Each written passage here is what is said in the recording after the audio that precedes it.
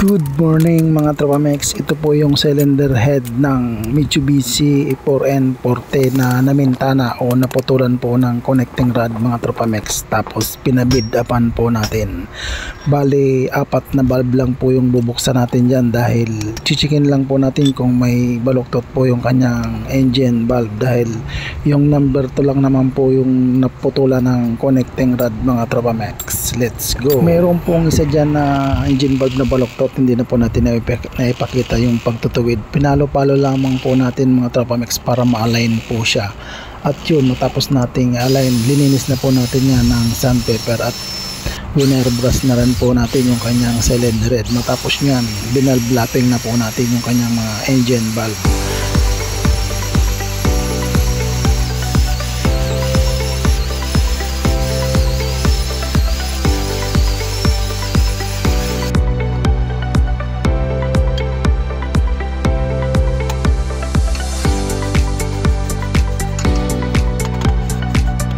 Matapos nating valve lapping, hinugasan na po natin yan mga Tropamex. Fast forward, di na po natin napakita yung paghuhugas. Ikinabit na po natin dyan yung kanyang mga engine valve. Yung dati pa rin pong valve seal yung ginamit natin dyan dahil goods pa naman po yan mga Tropamex. Matapos nyan, ikinabit na po natin yung kanyang mga valve spring at valve block at inassemble na po natin yan mga Tropamex.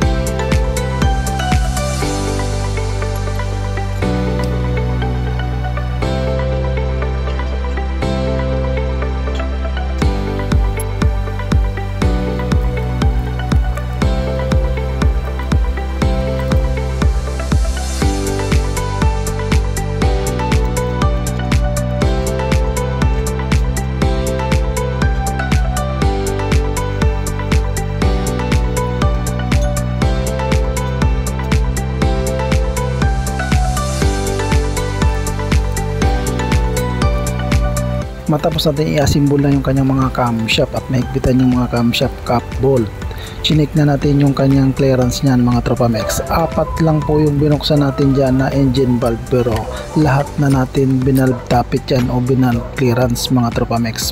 Parang chinun up na rin po natin yung iba mga tropa.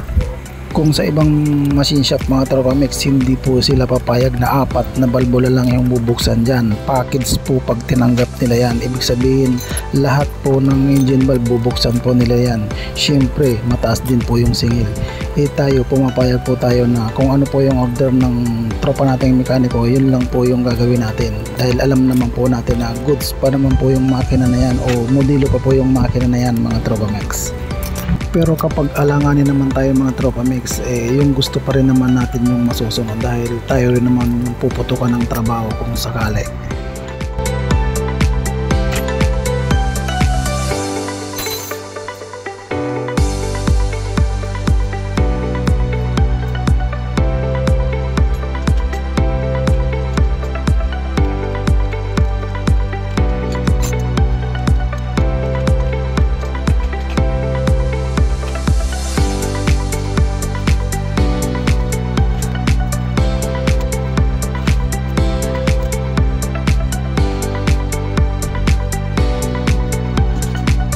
Kasunod yan, binalot na po natin yan, ready to deliver na yan sa ating katropang mekaniko. Shout out ulit sa'yo Boss Mike. Yun lang mga Tropamex, palikein pala naman po dyan at pa-share na rin kung nyo pong naibigan mga tropa.